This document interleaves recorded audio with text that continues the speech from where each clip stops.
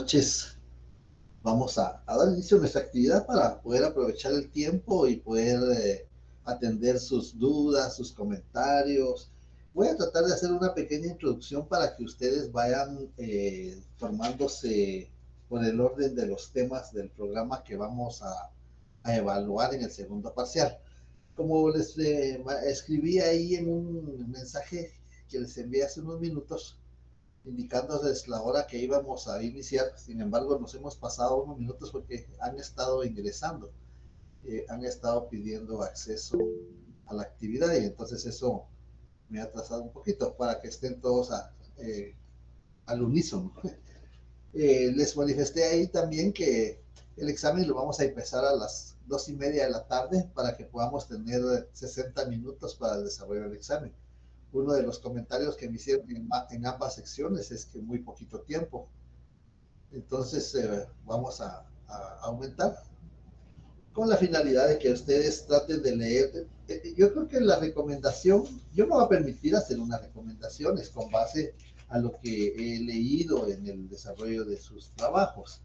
Les recomiendo que lean despacio las preguntas, que no se precipiten. Pueden empezar a responder la que ustedes vean que pues es más fácil en ese momento y no el orden no tiene ninguna trascendencia. Y así vi que algunos estudiantes así lo contestaron. Hay quienes empezaron por la número 10, otros empezaron por la 5. Pero lo importante es que hay que leer despacio el contenido del examen. Hay que leerlo antes de empezarlo a responder. Entonces, con esa finalidad, vamos a ampliar ese periodo de 15 minutos más para que ustedes puedan leer la variante que se les asigna de una forma detenida y puedan responder atendiendo lo que encuentren en el examen. Bien, el tema número 1, es decir, el primer tema que que va a ser parte de la evaluación, va a ser el tema del régimen disciplinario del notario. Es decir, que existe un régimen que nos llama a la disciplina, un régimen, un conjunto de normas, de principios, de postulados, porque aquí ya incluimos el código de ética profesional, incluimos los postulados. Entonces, por eso existe un régimen de gobierno donde hay una presidencia, donde hay una junta directiva, donde hay un tribunal de honor, hay una asamblea general. A eso se le denomina el gobierno o régimen disciplinario. Entonces, vamos a ver acá, vamos a resolver el tema de la cámara. Ya bien, ahí viene el magíster. Bueno, entonces, como les decía, vamos a poder a evacuar algunas preguntas que ustedes consideren pertinentes para poder evacuar las dudas, los comentarios del tema que es objeto de la evaluación. Solo quiero arreglarlo de la cámara, que no encuentro la pista de algo.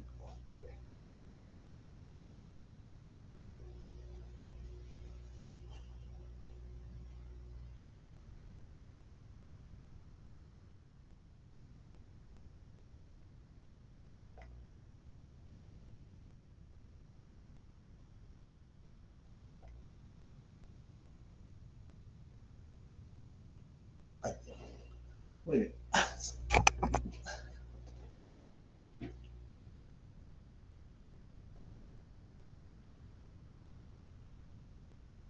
Bien. Ahí estamos entonces. Todavía están entrando algunos estudiantes. Bien. Bien, señores estudiantes, buenas noches.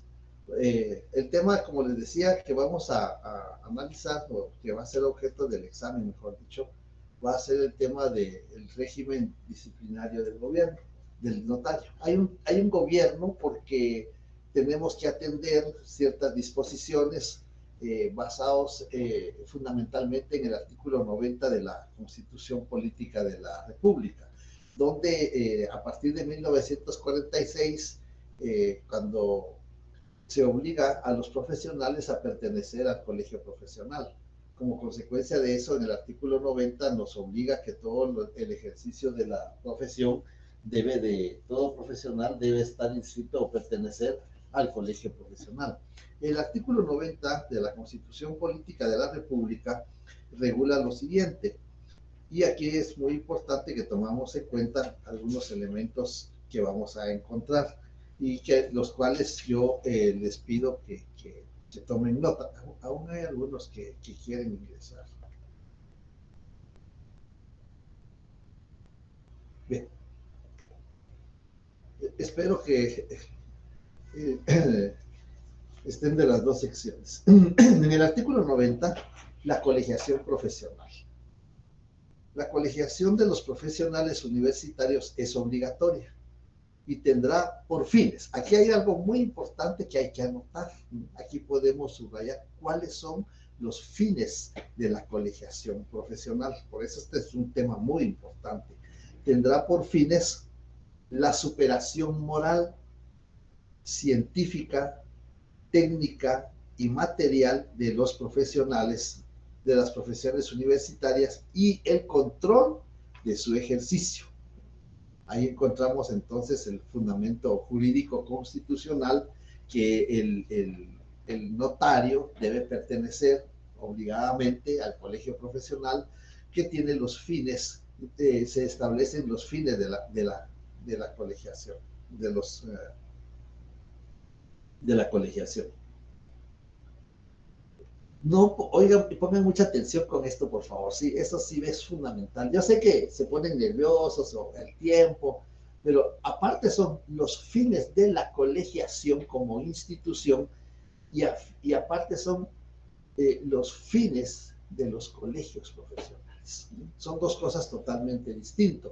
Los fines de la colegiación los encontramos en la Constitución Política de la República y los fines de los colegios profesionales los vamos a encontrar en la Ley de Colegiación Profesional Obligatoria, dentro de los artículos que el día de ayer me permitió enviarles una nómina ahí por el chat del curso. Bien.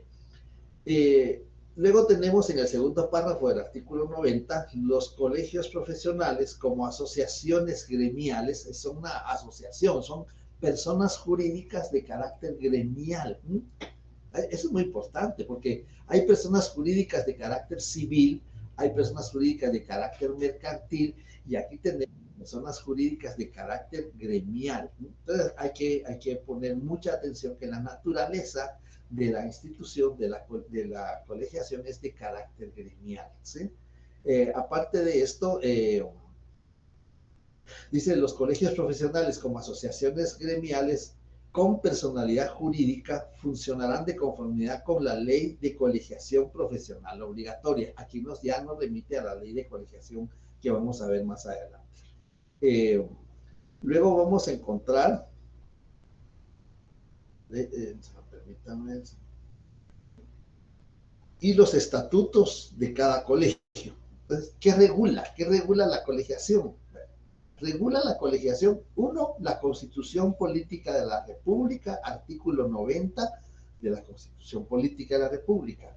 La Ley de Colegiación Profesional Obligatoria, Ley de Colegiación Profesional Obligatoria, que es el decreto 72-2001. Entonces llevamos dos cuerpos jurídicos, dos cuerpos legales que regulan la colegiación. La Constitución Política de la República, la Ley de Colegiación Profesional Obligatoria y los estatutos. Cada colegio, nosotros nos corresponde, el Colegio de Abogados y Notarios tiene sus propios estatutos. Esos son los tres cuerpos jurídicos que van a regular la colegiación profesional. Nosotros nos interesa saber esto porque tenemos que conocer dónde están regulados nuestros derechos y nuestras obligaciones. Sin embargo, le vamos a poner énfasis a la Constitución Política de la República, a la Ley de Colegiación Profesional Obligatoria, para que son las leyes que tenemos más inmediato, porque los estatutos creo que los podemos dejar para una oportunidad al futuro para no sobrecargar mucho la lectura del material de estudios y también no sobrecargar mucho el material que ustedes van a llevar para el día de su práctica parcial, que tienen que llevar sus leyes, por favor, son personales, ¿no? Bien, luego tenemos contribuirán al fortalecimiento, en el tercer párrafo, contribuirán al fortalecimiento de la autonomía de la Universidad de San Carlos de Guatemala y a los fines y objetivos de todas las universidades del país. Fines y objetivos de todas las universidades del país, pero en primer lugar, la autonomía de la Universidad de San Carlos de Guatemala. En todo asunto que se relacione con el mejoramiento del nivel científico y técnico-cultural de las profesiones universitarias, las universidades del país podrán requerir la participación de los colegios profesionales. Bien, entonces ya vemos el primer fundamento en la Constitución Política de la República, el artículo 90. Ahí tenemos un elemento muy fundamental. Quiero aprovechar que estoy en la Constitución porque necesito repasar algo que es muy importante y acuérdense que nos puede servir no solo para el desarrollo de nuestro programa, sino cuando a ustedes ya les corresponda su examen técnico profesional. Algo que yo vi que tenemos un poquito, que no quedó muy comprendido el contenido del artículo 87 de la Constitución Política de la República, reconocimiento de grados y títulos. Uno de los requisitos para ejercer el notariado es haber obtenido el título facultativo, que es el procedimiento académico, científico y técnico que ustedes constantemente están desarrollando en las aulas universitarias, porque esa es la meta de ustedes, obtener el título facultativo. El día que obtengan el título facultativo se van a recordar de este comentario. Sin embargo, hay otra alternativa, hay otra posibilidad para poder ejercer el notariado: la incorporación con arreglo a la ley. Son dos circunstancias totalmente distintas. La incorporación. ¿En qué consiste la incorporación? La incorporación con arreglo a la ley consiste en que un guatemalteco de origen, acordémonos que para ejercer el notariado se requiere ser guatemalteco de origen, que un guatemalteco de origen obtenga el título de notario en cualquier otra universidad fuera del territorio nacional, en El Salvador, en Panamá, en Argentina, en México, en Chile, muy buenas universidades, en España, en Italia, pues dan el título, ejercen el notariado latino. Entonces, si un guatemalteco de origen, es que esa es la esencia, ¿no? No es cuando venga un extranjero a ejercer, no, es un guatemalteco de origen. Y ya vemos quiénes son los guatemaltecos de origen en la misma Constitución. Los que nacen en el territorio nacional, los que nacen en el extranjero, pero son hijos de padre o madre guatemalteca, o los que nacen en naves o aeronaves con bandera guatemalteca. Entonces son guatemaltecos, cualquiera que llene esos requisitos. Ahora, tal vez para mezclar un poquito, han visto ustedes que en la Selección Nacional de Fútbol ahora traen guatemaltecos que han nacido en el extranjero, pero que son hijos de padre o de madre guatemalteca. Entonces, como tienen otro nivel de juego en el extranjero, los quieren incorporar o los han incorporado a la selección nacional. Entonces, ese es un claro ejemplo de los guatemaltecos que son, siguiendo aquellas teorías, tal vez ustedes se recuerden, del jus soli, del jus sanguinis, pero eso es lo importante, que el que va a ejercer el notariado, que obtuvo el notariado en el extranjero, sea guatemalteco de origen, ¿sí? Bueno, eso quería comentarles porque encontré esa deficiencia en el desarrollo del primer trabajo que hicimos. Yo creo que con esto que estamos haciendo hoy, creo que no va a haber excusa, no va a haber justificación, porque aquí les estoy yo lanzando ya algunos elementos muy importantes. Bien, ya que salimos ahí, no sé si hay dudas, comentarios, preguntas, porque eso es lo que yo necesito, porque vean, si yo me pongo a exponer todo el tema uno, no me va a alcanzar el tiempo programado y creo que podemos trabajar una hora y media, porque yo comprendo que es cansado. Además de eso, pues, hay otras actividades que atender. Pero hora y media podemos trabajar, que es el periodo de 90 minutos de la facultad. Pero necesito que ustedes planteen sus dudas. ¿Qué dudas encontraron? ¿Cuál es el problema? ¿Qué es lo que tenemos óbice para poder responder las preguntas? A ver qué dice Madeline, escucho. Buenas noches. Respecto al régimen disciplinario del notario, los... Creo que no tiene su micrófono activado, Madeline. Voy a revisar yo mi sistema acá. Voy a ver el volumen, permítame. Voy a revisar el volumen. ¿Sí? ¿Tiene volumen? ¿Sí? Le escucho, Madeline. ¿Sí me escuchan? Ahora sí, correcto, muy bien. Muy amable, gracias. Con respecto al régimen disciplinario del notario, eh, ¿cuáles son los entes? ¿Cuál es el listado de entes que pueden sancionar? Muy bien. Bueno, Gracias. qué instituciones participan en el régimen disciplinario? Bueno, veámoslo por el orden. En primer lugar, de conformidad con el Código de Notariado, va a participar en el régimen disciplinario. Y aquí tenemos que tener mucha atención. Vean, pongan mucha atención porque eso es lo que yo necesito. ¿Quién sabe? El régimen disciplinario. La naturaleza es de carácter gremial. La naturaleza es de carácter gremial. Pero necesito que veamos, porque esta es la forma que tendríamos que estudiar, ¿verdad? Acordémonos que las instituciones que participan en el régimen disciplinario está la Corte Suprema de Justicia. Podemos ponerlo como primer elemento de las instituciones que participan, la Corte Suprema de Justicia. Ahora, ¿cómo participa la Corte Suprema? Si ya sabemos que la Corte Suprema de Justicia participa en el régimen disciplinario, ¿cómo participa la Corte Suprema? Participa habilitando. Habilita el notario, la Corte Suprema lo habilita. ¿Por qué lo habilita? Porque debemos de registrar la firma, el sello y el título en la Corte Suprema de Justicia. Ahí está la primera participación, cómo va a participar o cómo va a regularse jurídicamente conforme el artículo 2 del Código de Notariado. En el artículo 2 del Código de Notariado vamos a encontrar el fundamento jurídico. Es que lo que necesito son los fundamentos jurídicos, ¿no? Porque si no tenemos un fundamento jurídico para sustentar nuestra respuesta, yo no le encuentro sentido, ¿verdad?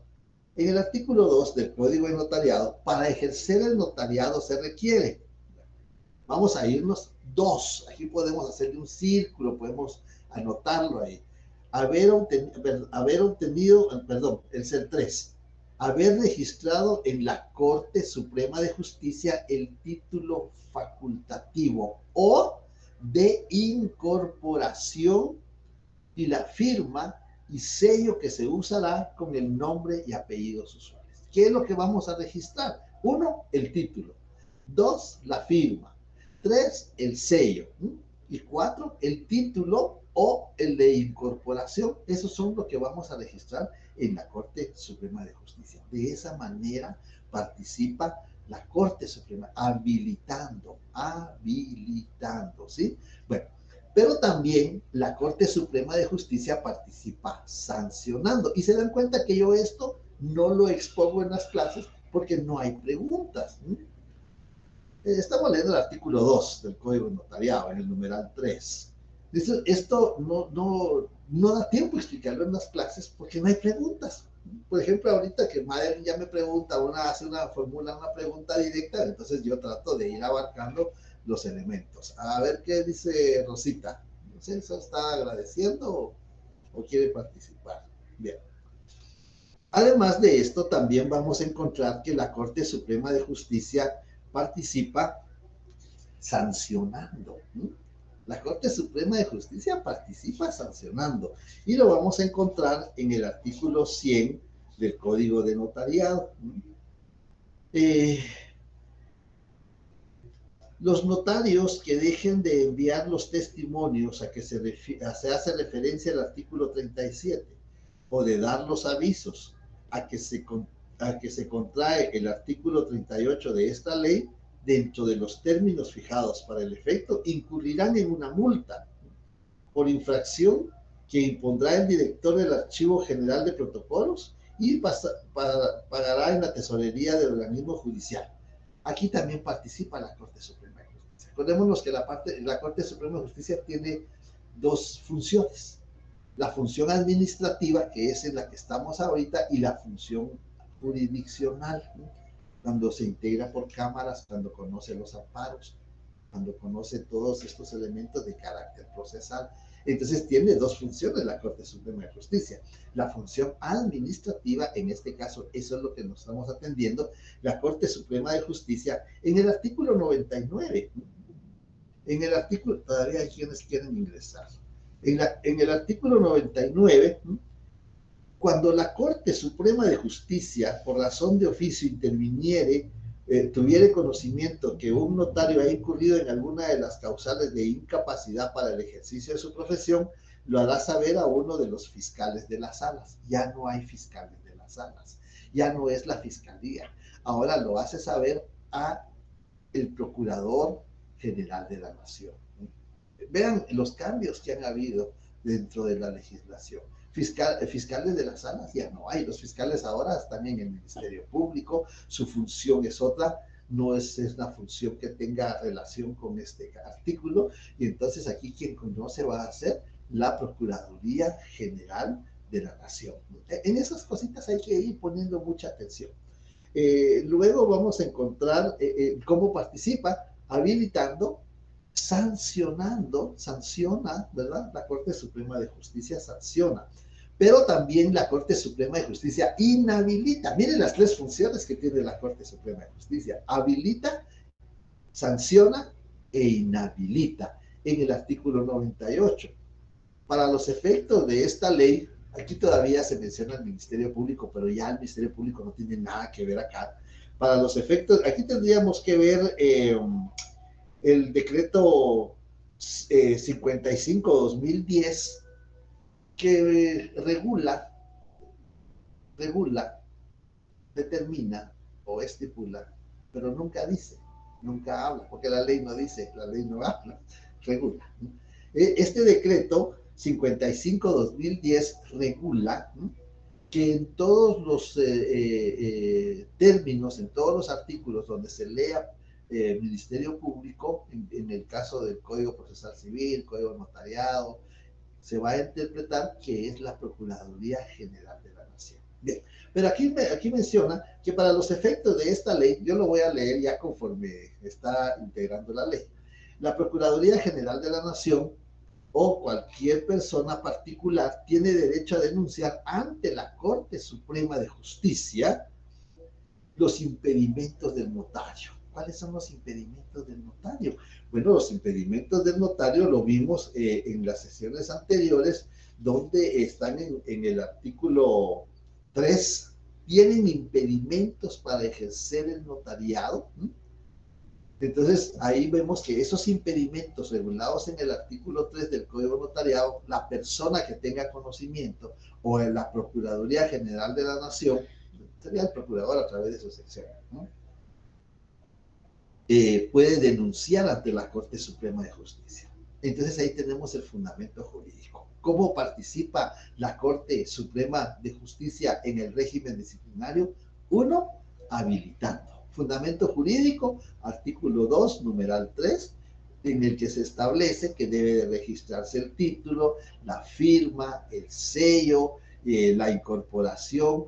Entonces ahí tenemos el fundamento jurídico y la respuesta prácticamente de esa pregunta, si es que llegaran a encontrarla ustedes en alguna de sus variantes. Entonces, participa habilitando, participa sancionando, artículos 99 y 100, y participa inhabilitando.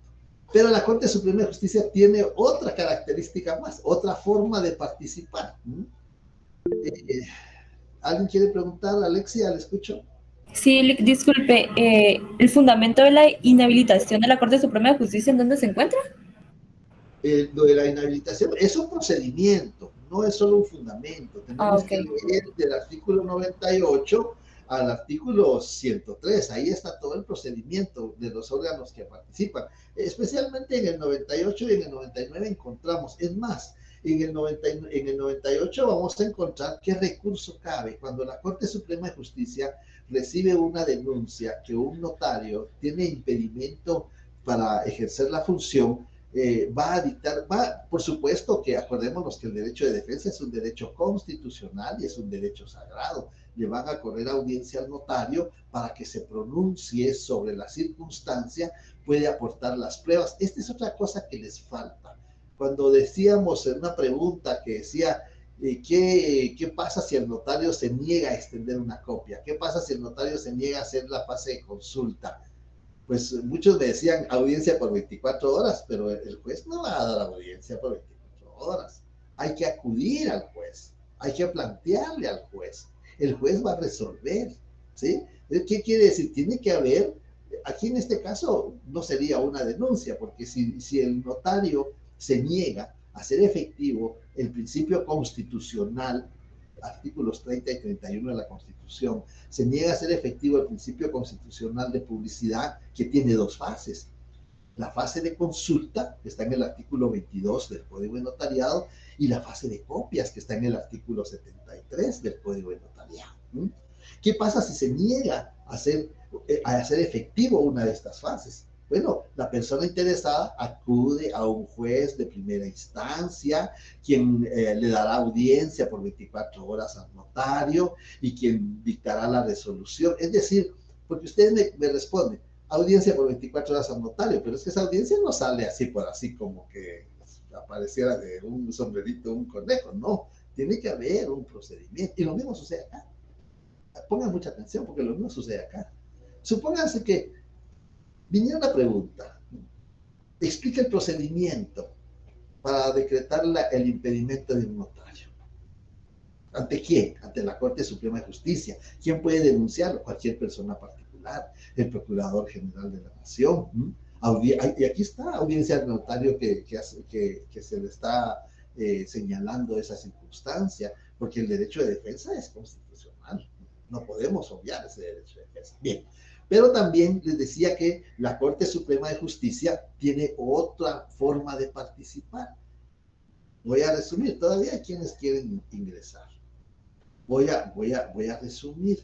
Participa habilitando, participa sancionando, participa inhabilitando, y la cuarta forma de participar de la Corte Suprema de Justicia es rehabilitando.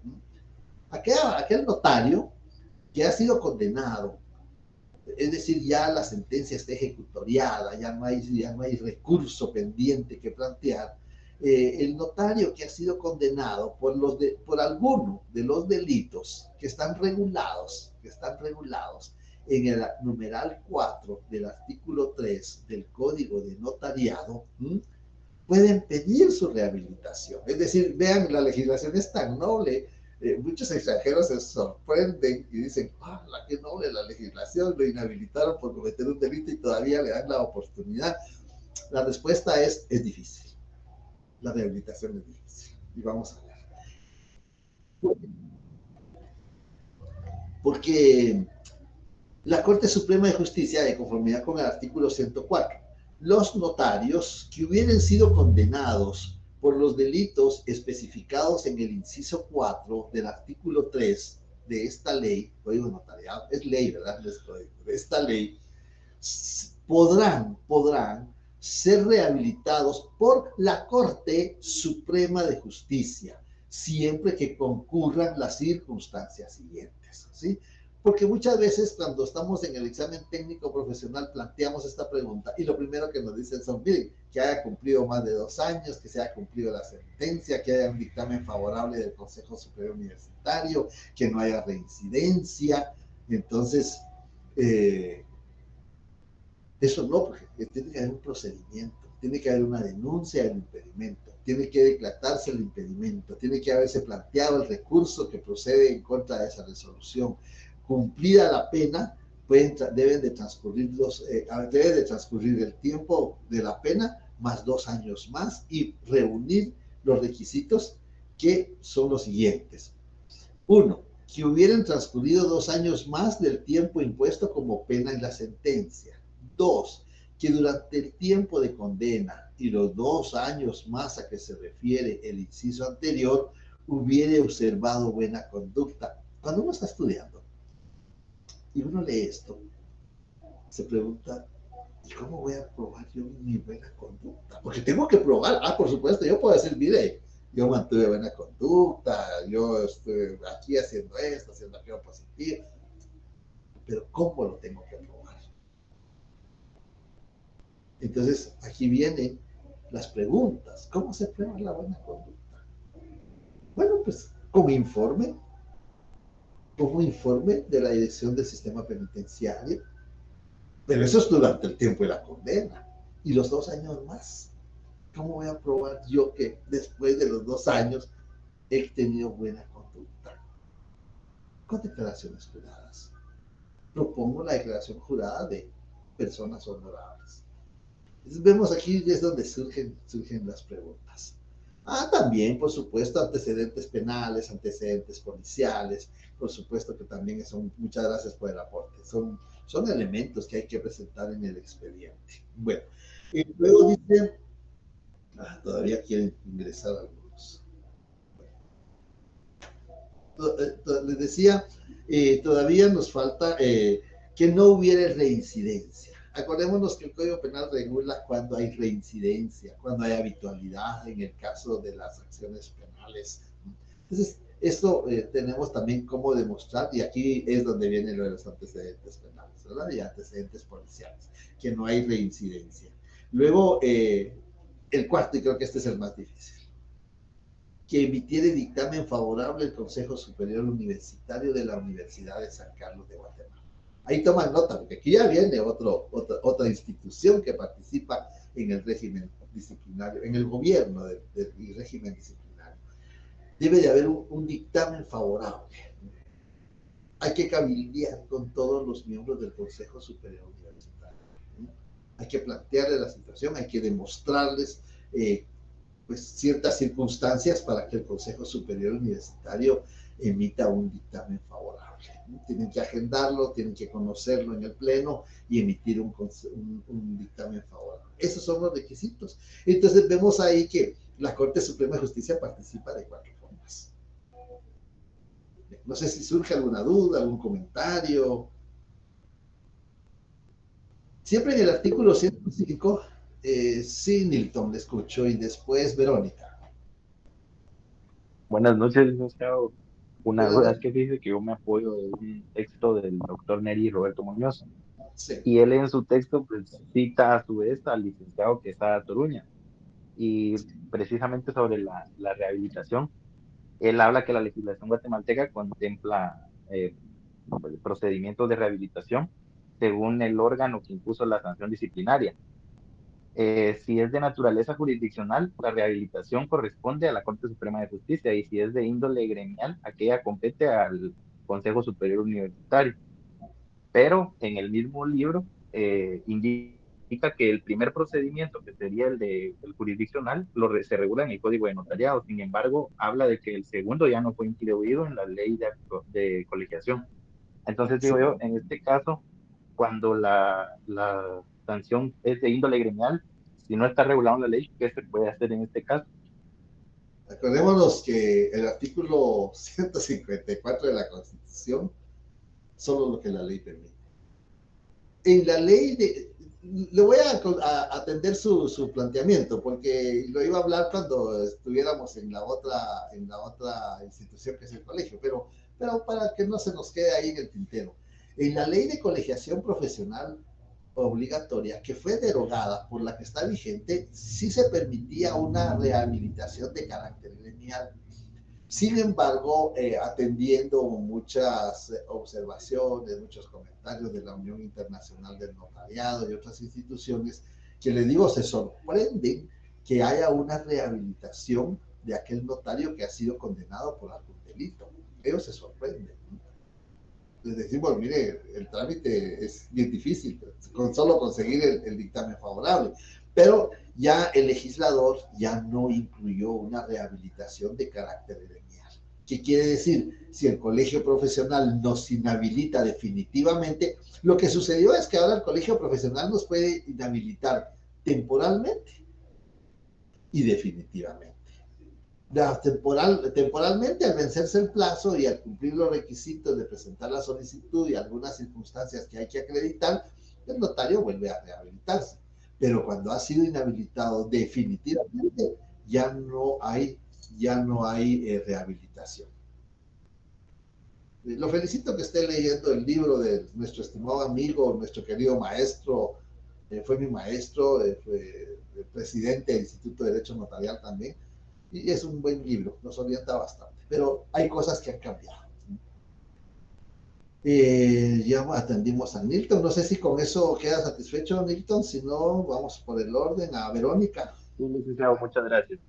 De acuerdo, Nilton. Sí, Verónica, le escucho. Buenas noches, licenciado. Fíjese que me quedó, bueno, la verdad no le entendí a la explicación que dio del Consejo Superior Universitario. No sé si me lo podría explicar nuevamente, por favor. Claro. Para cumplir los requisitos que requiere el artículo 104 para la rehabilitación de aquellos notarios que han sido inhabilitados por haber sido condenados por alguno de los delitos regulados en el numeral 4 del artículo 3 del Código de Notariado, pueden plantear su solicitud de rehabilitación ante la Corte Suprema de Justicia, de conformidad con el artículo 99 del Código de Notariado. Al plantear la rehabilitación tienen que cumplirse ciertos requisitos. Primero, que debe de haber una resolución que el notario no puede ejercer por tener impedimento. Luego, esa resolución, debe de haber una sentencia que condene al notario por alguno de los delitos regulados en el numeral 4 del artículo 3. Transcurrido el tiempo de la condena impuesta en la sentencia, más 2 años más, el notario puede promover ante la Corte Suprema de Justicia su rehabilitación.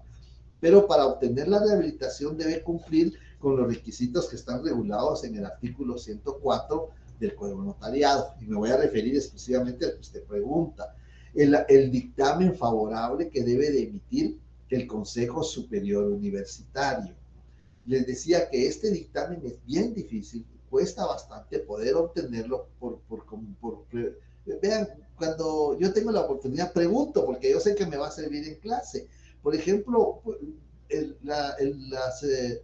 hace un par de días hubo una actividad en el Instituto de Derecho Notarial y había un notario alemán, y le pregunto, mire, todavía siguen usando en los estados de Baden y de Württemberg, siguen utilizando el sistema de los chartulari, de los notarios funcionarios judiciales. A partir del 2018 ya no me cambiaron la ley. Yo pregunto porque sé que esto me puede ayudar en el caso de las clases. En el caso de que usted me está planteando, yo pregunto a los miembros del Consejo Superior Universitario, ¿qué tanto cuesta conseguir un dictamen favorable del Consejo Superior para la rehabilitación de un notario? Pues tienen que cabildear con todos. Acordémonos cómo se integra el Consejo Superior Universitario. Está el rector, están los representantes estudiantiles, están los representantes de los colegios profesionales, están los representantes de los docentes. Entonces, conseguir todos esos votos, porque tiene que ser un dictamen favorable, ¿no? Para que pueda el notario incorporar ese dictamen, la certificación del dictamen al expediente en el que está planteando su rehabilitación.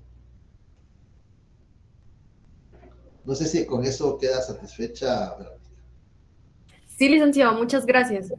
Muy bien. Telma y después Sofía.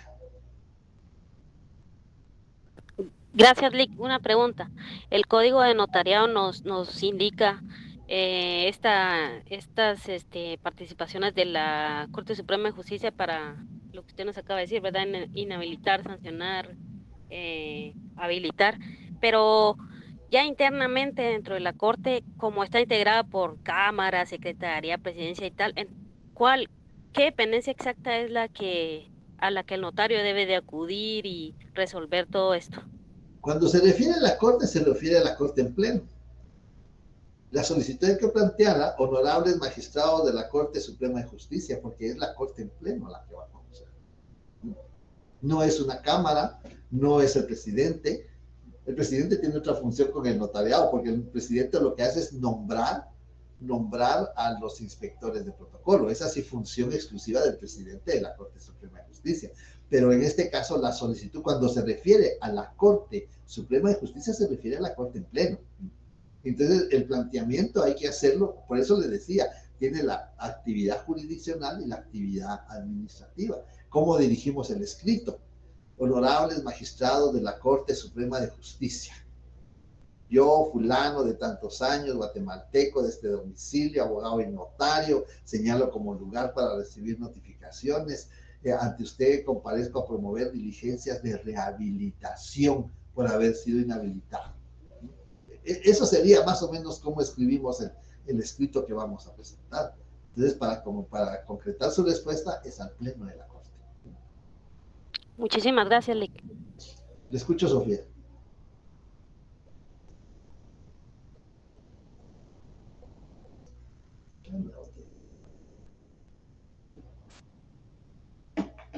Le escucho, Sofía.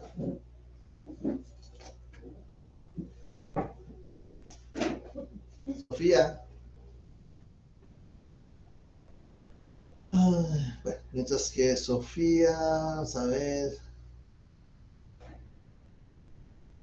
Su micrófono. Pero lo puede escribir, Sofía. Sofía. Edwin, le escucho. Buenas noches, licenciado. Perdón que me adelante un poquito. El Colegio de Abogados y Notarios, a través de su tribunal, si no estoy mal, ¿solo inhabilita o también sanciona? Sí, también sanciona. También sanciona. El Colegio de Abogados también sanciona. Ya vamos a ver de qué manera participa el colegio profesional. Vamos a terminar con la Corte Suprema, ya no nos falta mucho, y entonces ya le voy a atender su planteamiento, porque el colegio profesional también tiene distinta forma de participar. No sé si Sofía escribió o va a arreglar su micrófono, su micrófono. Para mientras le damos la palabra a Ana Cristina.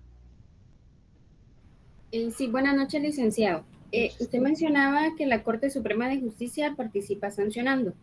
Me imagino que también están dentro de esas sanciones las infracciones subsanables e insubsanables. No sé si me podría dar una pequeña explicación y si se encuentra con fundamento legal, por favor. Claro que sí, con mucho gusto, Ana Cristina.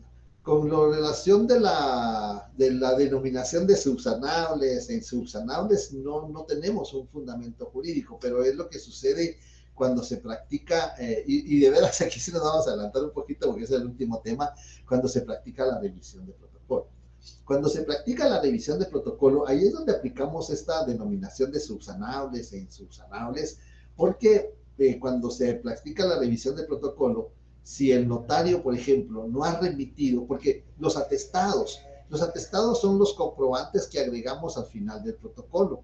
Al final del protocolo vamos a agregar por ejemplo, el primer atestado es el pago de los 50 quetzales para abrir protocolo.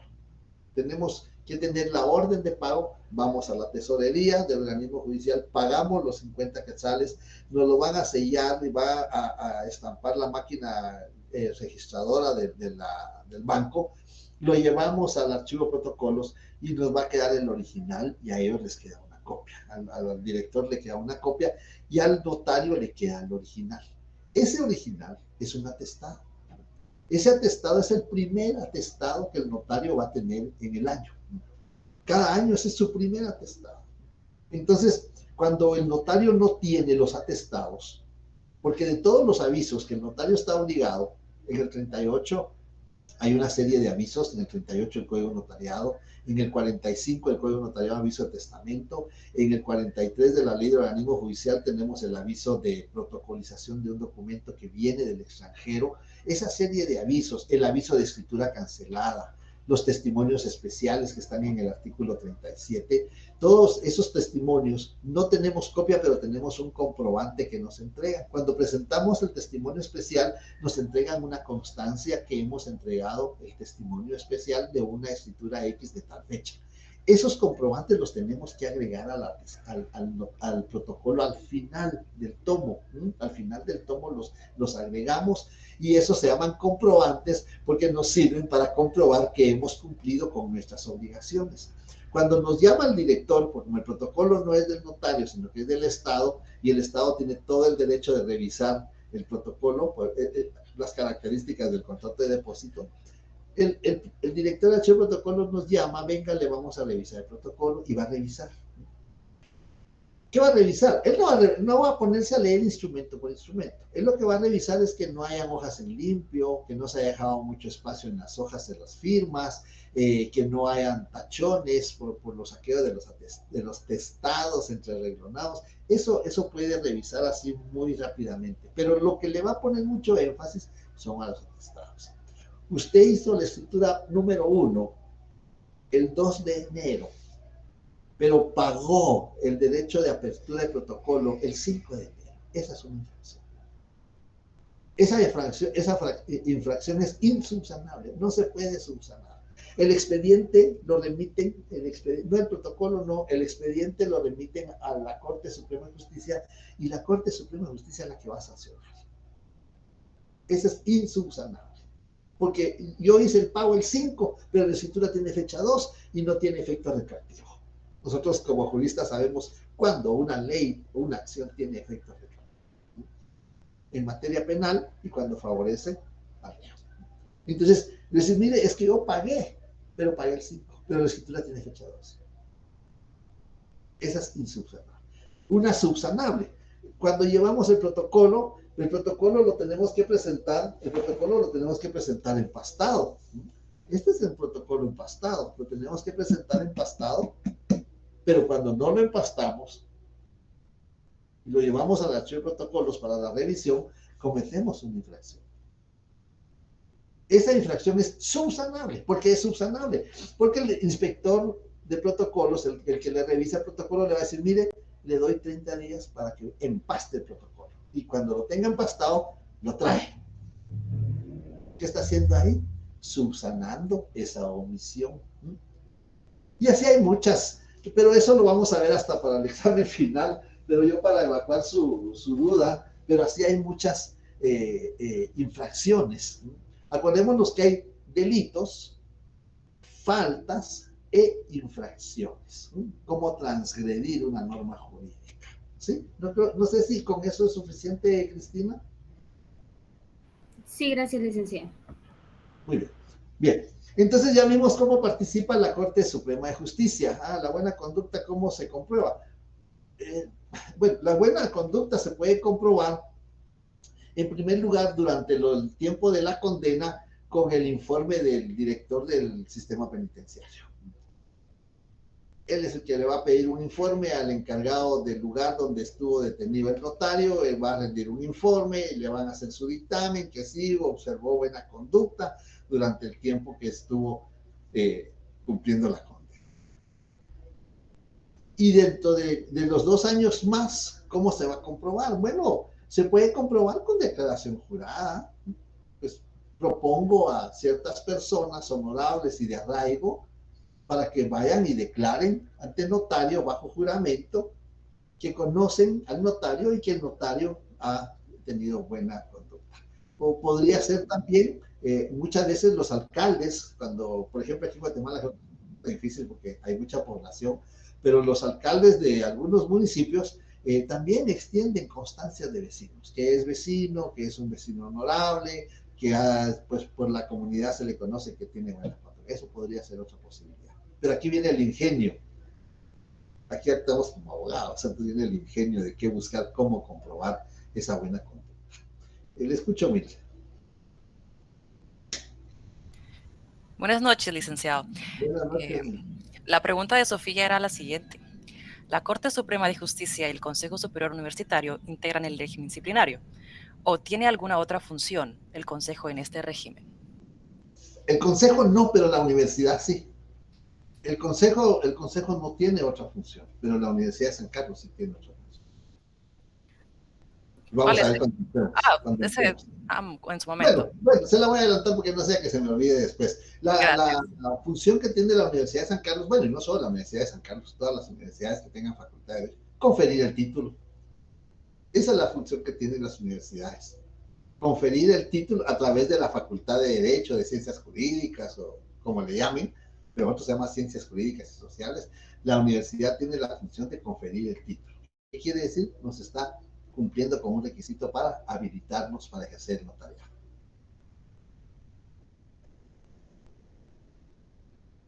Muy bien. Ahora sí ya se activó el micrófono de Sofía.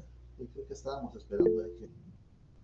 sí, Ahora sí, Jonathan. licenciado, perdón. Bueno, después le doy la palabra a usted y Jonathan. Sí, Sofía, le escucho. Era la misma pregunta que le había hecho a mi compañera porque mi micrófono no servía, pero yo le dije que sí podía preguntarle. Pero era esa nada más si el consejo actuaba más en este régimen o no, pero ahora ya le respondí. Muchísimas gracias. De acuerdo, Sofía. Entonces, Jonathan, creo que era. Sí, licenciado, solo con una consulta sobre saber si usted lo podía ampliar o tenía conocimiento sobre unas universidades que están ofreciendo el título de abogado y notario a cambio de sacar una maestría a cualquier persona que ya tenga una licenciatura en cualquier área. Yo lo que supe fue de ciencias económicas, ¿verdad? De administración de empresas, que sacan la maestría y ya les dan el título de licenciado en ciencias jurídicas y sociales también, abogado y notario. Entonces a mí me pareció como que muy malo, ¿verdad? Porque a cambio de una maestría, ya darles la licenciatura y los dos títulos. Pues me voy a limitar por ética a responder una parte de su intervención, Jonathan. Sí tengo entendido, tengo conocimiento, lo hemos tratado, lo hemos comentado con las autoridades de la facultad, con los docentes del curso, pero tengo entendido que no es cualquier licenciatura. Por ejemplo, que tenga la licenciatura de médico, cirujano, psicólogo y le van a dar el de abogado y notario, no. Lo que sí tienen que tener es pensum cerrado, que no han aprobado el examen técnico profesional en la Universidad de San Carlos, y como ven como un obstáculo el examen técnico profesional de la Universidad de San Carlos, se van a una universidad. Alguien me dijo, mire, a mí no me interesa de qué universidad egrese, lo que me interesa es tener mis títulos ahí. Eso es lo que los clientes ni se van a dar cuenta que de qué universidad son. Pero no, le digo, lo que uno tiene es el orgullo, la satisfacción de ser sancarlista. Pero sí es lamentable que ahí tiene que ver el Consejo Superior de Consejos de Colegios Profesionales, quien tiene la fiscalización de las universidades privadas, otorgar los títulos.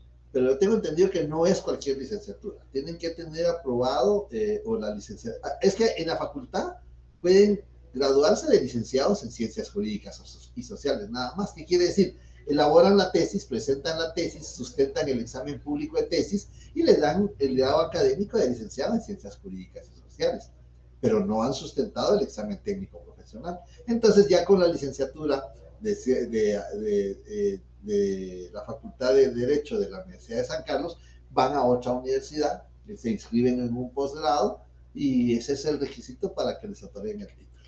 En cuanto a qué opino, creo que sí me lo voy a reservar, pero cada quien sabe la forma en que va a ejercer su profesión. Gracias, Di. Sí, Telma, le escucho, de nada, yo. Sí, otra consulta de honor del colegio de abogados y notarios que conoce y cómo sanciona. Sí, ya vamos a entrar, vamos a ir por pasos viendo los entes o las instituciones que participan en el régimen disciplinario. Creo que podemos salir de la Corte Suprema de Justicia. Yo les recomiendo que no lean, que estudien los artículos. Yo trato de aquí hacer algunos comentarios, pero estudien los artículos. Eso nos va a ayudar porque si solo lo leemos, pues va a ser una lectura muy efímera, pero si los estudiamos, se nos queda más. Se nos queda más cuando analizamos los artículos. Bien, si no hay dudas más de la Corte Suprema, pasamos a los tribunales del orden penal. Los tribunales del orden penal también participan en el régimen disciplinario. Vamos a encontrar en los artículos 92, ahorita me voy a ubicar.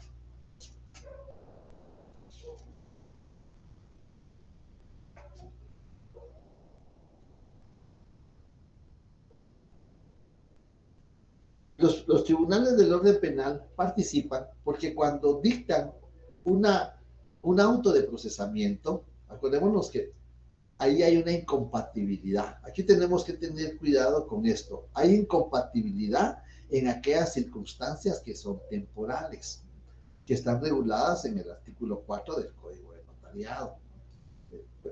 En el artículo 4 están estas incompatibilidades. Sí. Porque en el artículo 4, los que tengan auto de prisión, ahora ya no se le conoce como auto de prisión. Ustedes que están estudiando su curso de penal recientemente, procesal penal, sabrán que ahora se le llama auto de procesamiento, es decir, que el notario está sujeto a una investigación y que se le ha prevenido de algunas circunstancias.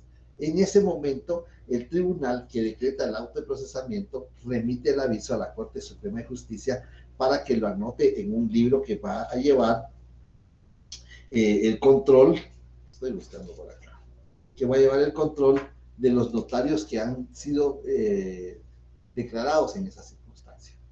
Pero el tribunal también tiene que remitir un aviso, un informe a la Corte Suprema de Justicia cuando el tribunal ha inhabilitado, porque el tribunal lo que hace es dicta la sentencia, cuando es condenatoria, dicta la sentencia, impone la pena de prisión por los años que le corresponda, pero también impone la pena accesoria. Y la pena accesoria va a consistir en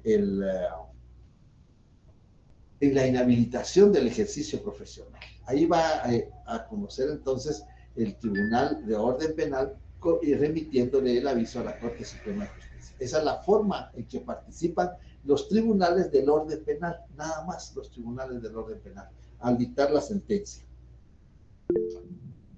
¿Le escucho, Nilton?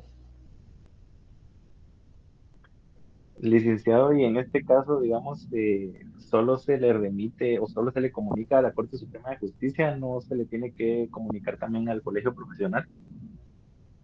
En el Código Notariado está regulado que se le notifica a la Corte Suprema de Justicia. Yo me imagino que sí, por lógica, se le tendría que notificar al colegio profesional. Es más, se tendría que notificar al Registro General de la Propiedad y a la Superintendencia de Administración Tributaria por el protocolo, ¿no? Pero de eso sí, sinceramente yo no tengo conocimiento que se haga. Lo que sí sé es que cuando el notario queda inhabilitado porque no remitió los testimonios especiales, el aviso trimestral o los avisos de cancelada que regula el artículo 37 del Código Notariado, lo inhabilitan temporalmente y sí sé que envían aviso electrónico al Registro General de la Propiedad y a la Superintendencia de Administración Tributaria. Pero esto es producto de convenios que han suscrito entre las instituciones.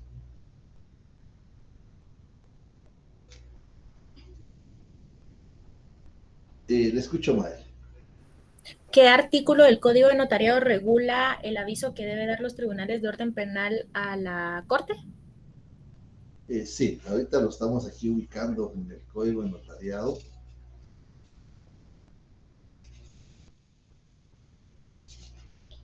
Sanciones, aquí lo vamos a encontrar. En el artículo 102, la Secretaría de la Corte Suprema de Justicia llevará un libro en el que se asentarán las resoluciones que sancionen las infracciones en que incurren los notarios o copia de las que dicten otros tribunales. Ahí está el fundamento al final. En el artículo 103, para los efectos de la suspensión en caso de delito, los tribunales que conozcan del asunto comunicarán a la Corte Suprema de Justicia el auto de prisión o sentencia que dictaren en contra del notario. 102, 103 de los fundamentos jurídicos. Yo creo que con esto sí, el que no saque 30 puntos, 40, 30, está bien. El que no saque 30 puntos en el examen, eso que no puso atención. Bien, entonces ya salimos de la Corte Suprema, ya conocimos los tribunales del orden penal, solo del orden penal, por favor, ¿sí? Porque hay quienes me resultan poner hasta los de familia, pero los de familia no tienen nada que ver. Todo que el notario le fije en alimentos. A ver qué dice. Sí, pero ¿qué? Dependemos de la nota. Sí, ya sé.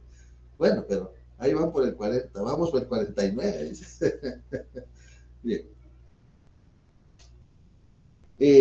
Otra institución que participa, ahora sí, es el colegio profesional.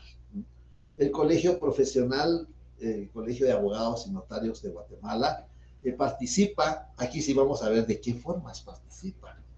participa habilitando. Así es, participa habilitando porque nos da el número de colegiado, con base al artículo 90 y artículo 1 con 90 de la Constitución y 1 de la Ley de Colegiación Profesional Obligatoria, nos otorga el número de colegiado. Cuando nos inscribimos o nos registramos o pertenecemos al colegio profesional, se nos confiere un número de colegiado. Entonces ahí estamos cumpliendo un requisito habilitante que, si bien es cierto, no está en el Código Notariado, pero está en una norma superior, que es la Constitución Política de la República. Pero también participa sancionando. Participa sancionando porque el colegio profesional, aquí está, el colegio profesional, y con base al artículo 25, que está dentro de los artículos que me permití consignarles, con base al artículo 25 tiene un procedimiento para sancionar, sanciones y rehabilitaciones. Rehabilitación ya. En el artículo 25, las clases de sanciones, alguien me preguntaba si el colegio podía sancionar. Sí, el colegio puede sancionar. Las clases de sanciones a imponer a los colegiados por quejas ante el Tribunal de Honor son sanción pecuniaria, una multa, ¿verdad? Una multa, sanción pecuniaria. Amonestación privada, llaman al notario en el pleno de la junta directiva del colegio profesional y en una sesión ordinaria le llaman la atención, una amonestación privada. Le previenen qué conducta que atente contra el decoro y el prestigio de la profesión, pues manifestó el notario y le previene. Es una amonestación y esa amonestación queda anotada en el libro del Tribunal de Honor. Cuando se va a participar en las comisiones, por las comisiones de postulación, cuando el notario, como es abogado también, quiere participar en estas elecciones, pues debe de presentar una constancia del Tribunal de Honor para ver si ha sido sancionado, cuántas veces ha sido sancionado y por qué ha sido sancionado. Pero por eso es el Tribunal de Honor el que extiende esa constancia. Entonces hay una amonestación privada, amonestación pública. Se llama amonestación pública porque ya no solamente llaman al notario y le previenen su conducta antiética, sino que lo publican en el diario oficial. Alguien me dirá, pero ¿y quién lee el diario oficial? Si nosotros que tendríamos que leer el diario oficial, a veces no lo leemos, casi siempre no lo leemos, pero solo cuando nos interesa buscamos algo que nos interesa, pero la publicación se hace en el diario oficial, y ahora el diario oficial es electrónico. Y entonces, pero hay que publicarlo en el diario oficial, por eso se llama sanción pública, porque se publica en el diario oficial, y como ahora ya no se publica en otro de mayor circulación, conforme las reformas que ha tenido la legislación, ya solo se publica en el diario oficial. Bueno, pero ¿quién paga esa publicación? Porque no porque es el colegio no va a pagar, no, hay que pagar la publicación, y tienen que publicar la resolución. No es sentencia porque no es órgano jurisdiccional, pero tiene que publicar toda la resolución, que tiene todas las características de una sentencia, los considerandos, los por tantos, las resoluciones. Y es una publicación onerosa. ¿Quién la paga? La tiene que pagar el notario. El notario la tiene que pagar. Y si no la paga, no le dan su constancia de colegiado activo. Entonces, esa es una amonestación pública. Luego viene una suspensión temporal y luego viene una suspensión definitiva. Aquí en el mismo artículo 26, las clases de sanciones a imponer a los colegiados por quejas ante el Tribunal de Honor son sanción pecuniaria, amonestación privada, amonestación pública, suspensión temporal en el ejercicio de su profesión y suspensión definitiva. La suspensión temporal en el ejercicio de su profesión no podrá ser menor de 6 meses ni mayor de 2 años. Como dicen ahora, le ponen cepo por 6 meses o por 2 años. No puede ejercer la función notarial. Y tiene parámetros de 6 meses a 2 años. Bien. Luego, en el siguiente párrafo, la suspensión definitiva conlleva la pérdida de calidad de colegiado activo, siempre que se relacione con la profesión y la decisión sea tomada por las 2/3 partes de los miembros del Tribunal de Honor. Ahí está el requisito para decretar la suspensión definitiva. Y no hay rehabilitación. No sé por qué aquí en el capítulo menciona sanciones y rehabilitaciones, pero no hay rehabilitación. Una vez ha sido suspendido definitivamente el notario, ya no puede rehabilitarse. Y era lo que comentaba, creo que Jonathan hacía el comentario que lo había leído en el libro del doctor Neri Muñoz, que en paz descanse.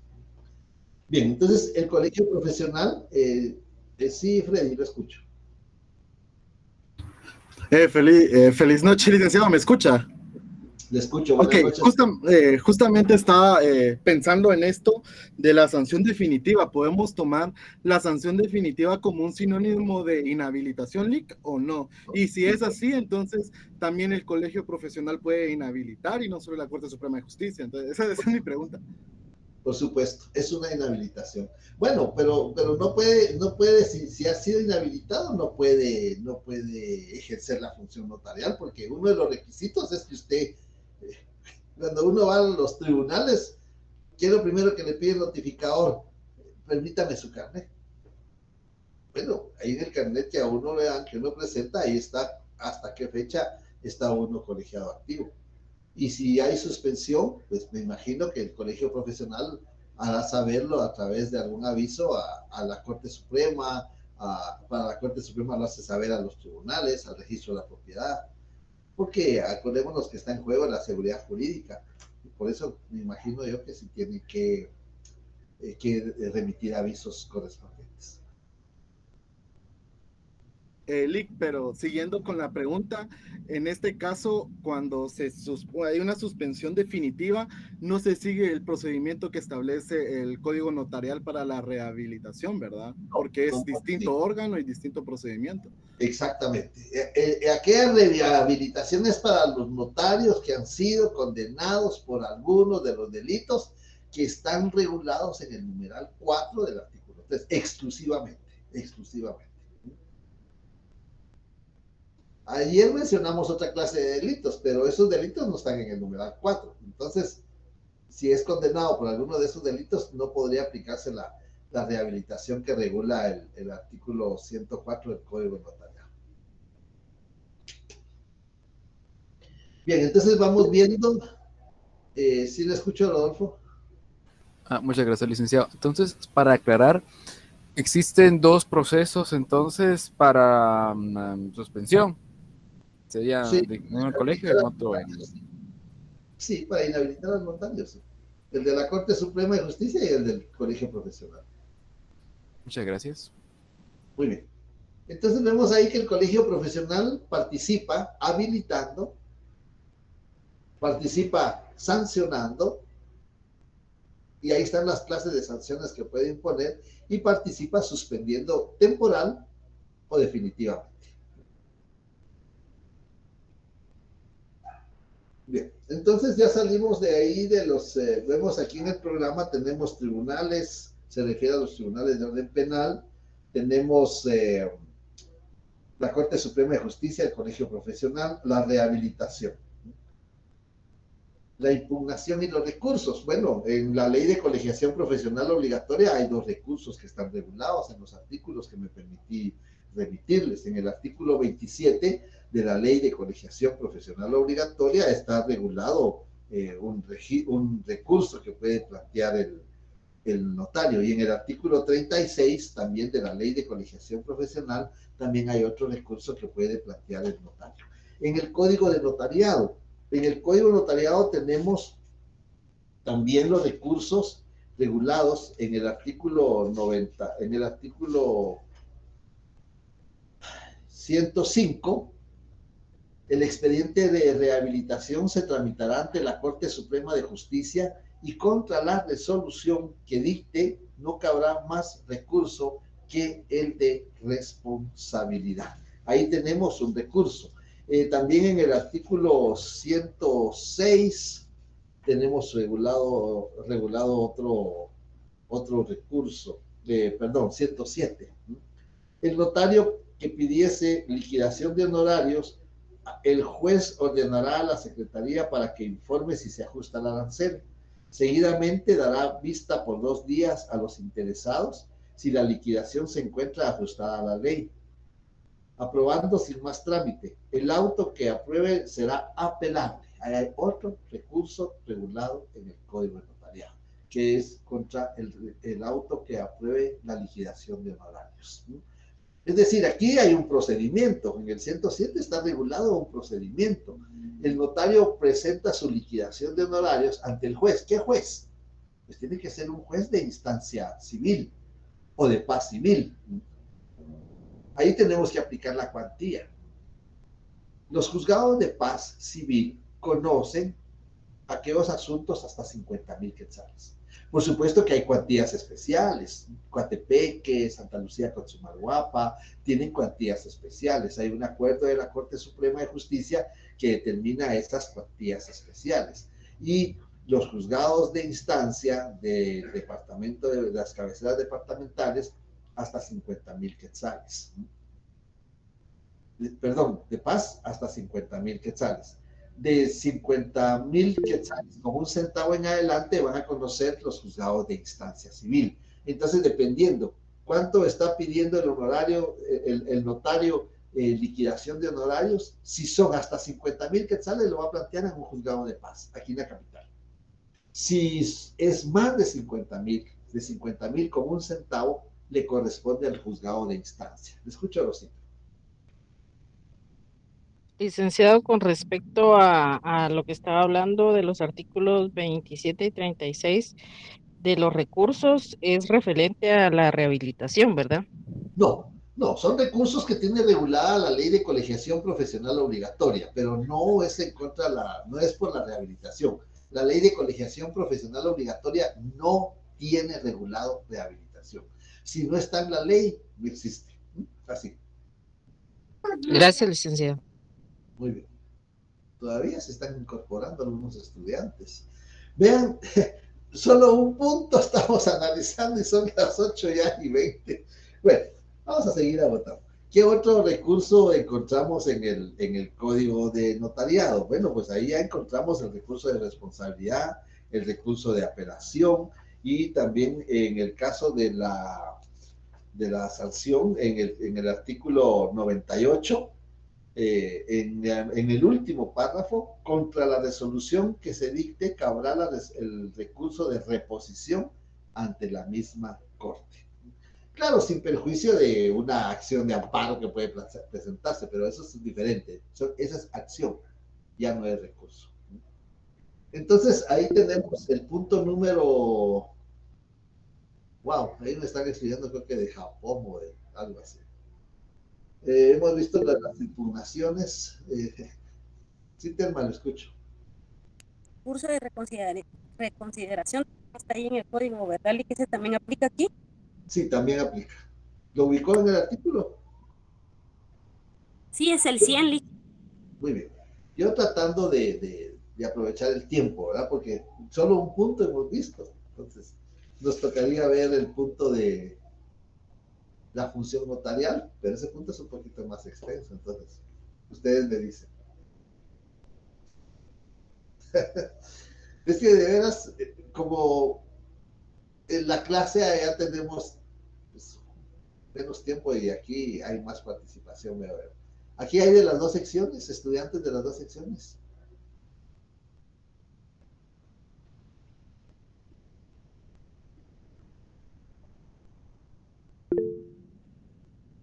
Le escucho, Diego.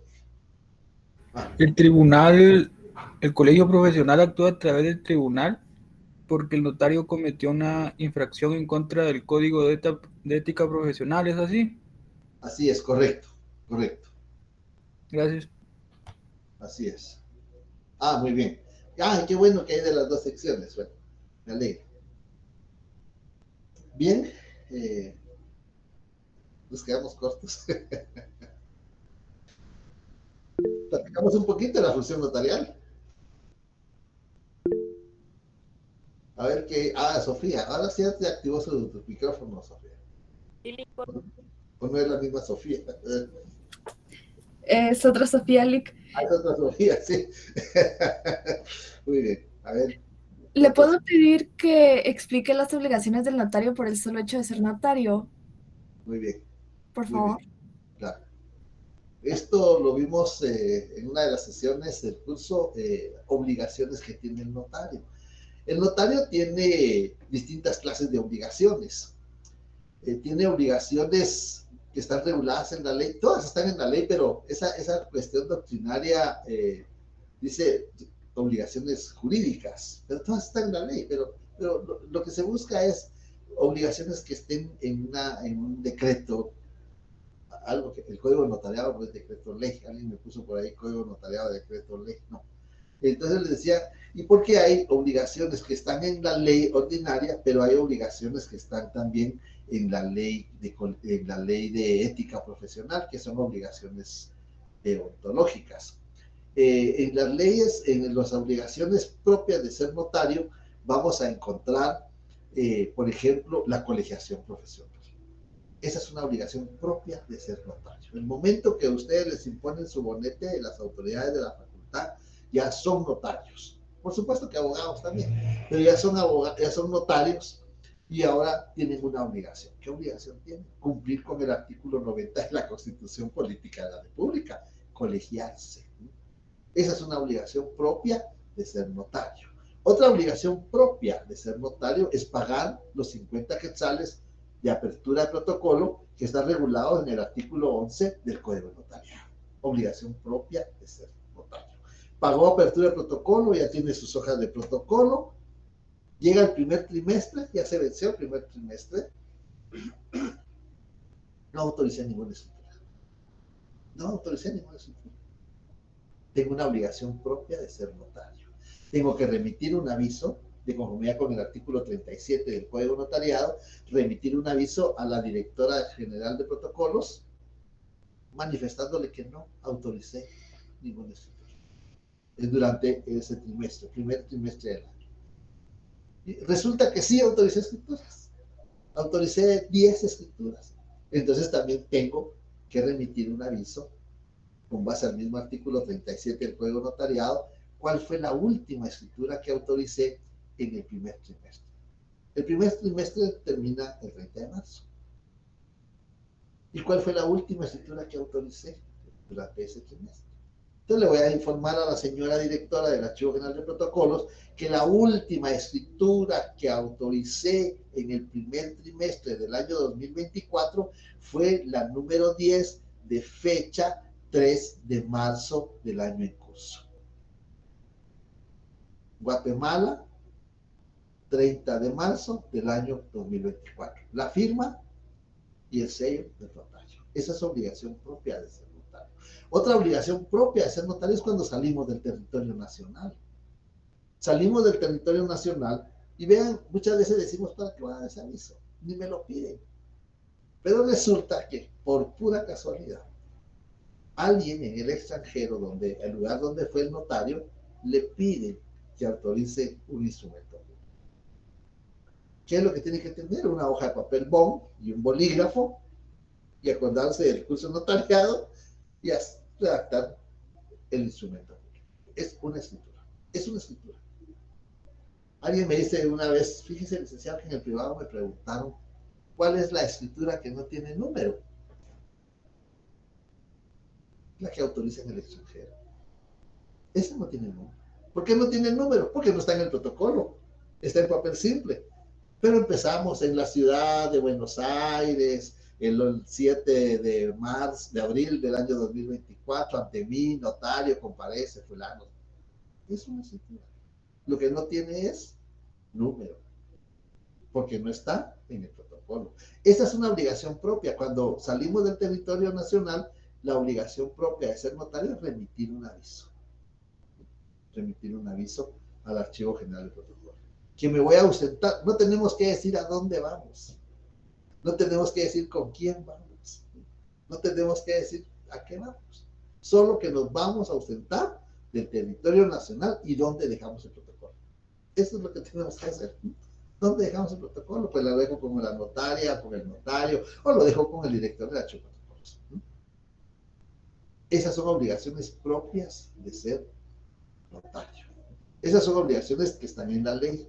Pero también hay obligaciones deontológicas que están en el Código de Ética Profesional, en el artículo 40 hay obligaciones para el notario. Veamos en el artículo 40, ya que usted pregunta al respecto. Artículo 40, prohibiciones. El notario debe de abstenerse de obligar directa o indirectamente al cliente a utilizar sus servicios notariales, facilitar a terceros el uso del protocolo, ocultar datos de interés al cliente o a las partes del acto o contrato. Y así tiene una serie de obligaciones que tiene el notario deontológicamente.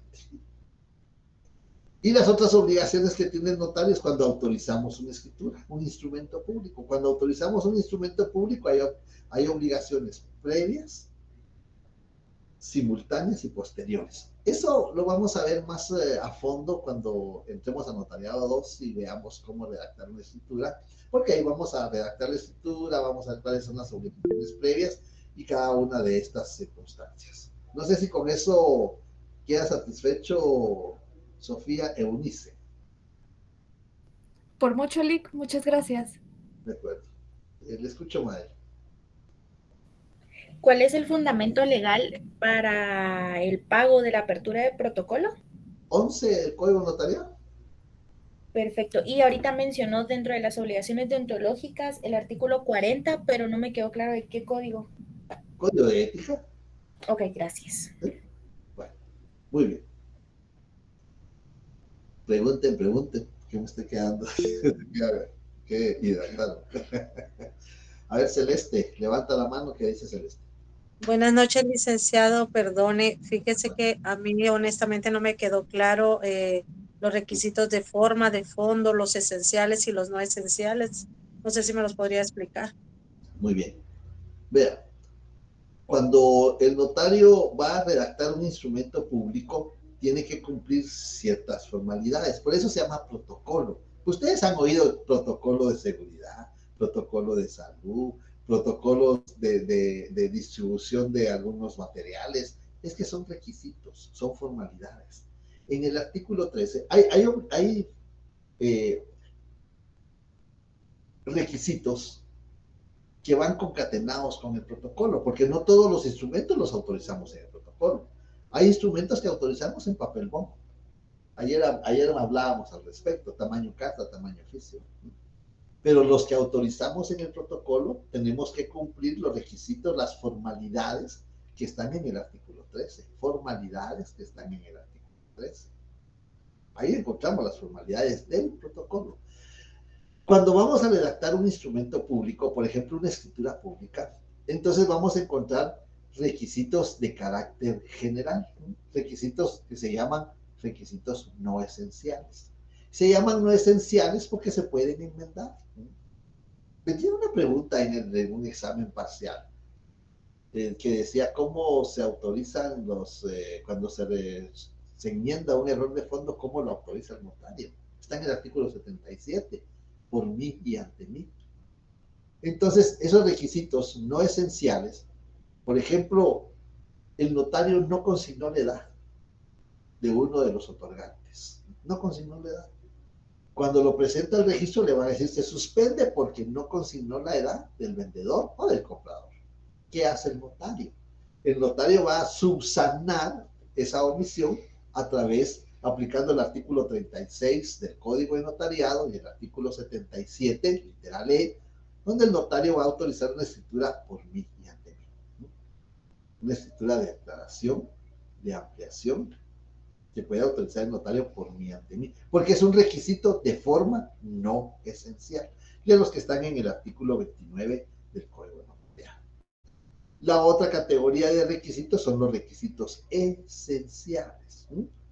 Si falta un requisito de esos, no solo no van a inscribir en el registro público, cualquiera de los registros, no lo van a inscribir porque no le consignó la fecha. Es un requisito esencial. La fecha es un requisito esencial. No le consignó la fecha. Le consignó en la ciudad de Guatemala el mes de abril del año 2024. ¿Qué faltó? El día. La fecha se compone por día, mes y año. Pero solo consignó el notario en la ciudad de Guatemala el mes de abril del año 2024. Ese es un requisito esencial. ¿Y se puede subsanar? Sí. Pero aquí tienen que comparecer las personas que firmaron. Tienen que comparecer. Esos son requisitos esenciales. Pero si no se enmienda, además que el registro no lo va a inscribir, da la opción de plantear la nulidad dentro de los 4 años, con base al artículo 33 del Código de Notariado. Plantear la nulidad del instrumento público, nulidad de forma, porque el notario no cumplió con un requisito esencial. Y luego vienen los requisitos especiales. Los requisitos especiales son en el caso del testamento. Por ejemplo, una escritura de compraventa no lleva hora, pero el testamento sí. Entonces el testamento es un requisito especial, consignar la hora. La hora. Otro requisito especial, 2 testigos instrumentales. En el artículo 51 del Código Notariado se determina que el notario puede asistirse de testigos. Puede asistirse de testigos. Es decir, si quiere lo hace, si no, no puede. Pero cuando se trata de testamentos o donaciones por causa de muerte es obligatorio. Ahí si no nada que no puedo, no quiero, no, ahí es obligatorio. Y si no se asiste de esos testigos instrumentales, entonces el contrato es nulo. El testamento es nulo. 977 del Código Civil. El testamento es nulo. Entonces, esas son las categorías de requisitos. Formalidades que van en el protocolo y los requisitos de cada instrumento público. Requisitos esenciales, no esenciales y especiales. Los que van en el protocolo. Los que van fuera del protocolo también tienen los requisitos. Por ejemplo, las auténticas. Cuando el notario va a realizar una auténtica, va a autorizar una auténtica, debe de cumplir los requisitos que están en el artículo 55 del Código Notariado. Es auténtica de firma, literal A. Es auténtica de copia, reproducción, literal B, del artículo 55 del Código de Notariado. El notario va a autorizar una protocolización. Esa no es escritura, es un instrumento. Ese es un instrumento, no es escritura. Instrumento de protocolización. ¿Qué requisitos debo cumplir? Artículo 64 del Código Notariado. Ahí están los requisitos que debo cumplir. Y si el notario va a autorizar una transcripción del acta notarial que autoriza el testamento cerrado, ¿qué requisitos debo de cumplir? Pues ahí sí me salgo el Código Notariado y viene el derecho notarial aplicado, que nos va a regular. El derecho notarial aplicado regula requisitos de forma. No es cualquier ley y cualquier artículo, no. Es un artículo que está en otra ley, que no es Código Notariado, pero que regula requisitos de forma. Y entonces nos vamos a ir al artículo 962 del Código Civil. No sé si con eso aclaro un poquito la inquietud en cuanto a los requisitos de los instrumentos. Sí, gracias, licenciado. ¿Sí? Bueno, yo creo que lo vamos a ir dejando por ahí. Ya me está llamando el cafecito allá en el fondo. Ya es hora del café. Usted me dice, a ver qué dice. Ah, dale. Licenciado, el otro sábado también tenemos una clase, ¿verdad? Que sería la última. O sea, igual que esta. El 20. El 20 les había ofrecido, sábado. Ah, ok. Gracias, Lick. Sí. Bueno. Pero si tienen... Sí. Licenciado, disculpe, buenas noches. Sí, buenas noches. No, solo para agradecerle su tiempo, muchas gracias, de verdad muy productivo el repaso. Aquí somos un equipo. Ustedes ganan, yo gano. ¿Qué voy a ganar yo? La satisfacción. Y que ustedes, yo sé que ustedes pueden hacerlo. Yo sé que, como alguien me dice ahí, dependemos del primer parcial, pero yo sé que lo pueden hacer. Yo sé que son capaces para poder sacar, para poder obtener unos 30. Miren con esto con esto, ya tienen buena parte. Y nos falta la función notarial, nos falta la fe pública, y la relación notarial. Muchas gracias, licenciado, por tomarse el tiempo. Muchísimas gracias, licenciado. Bendiciones. Gracias, licenciado. Gracias, Iván. Nos vemos. Gracias, licenciado. Buenas noches.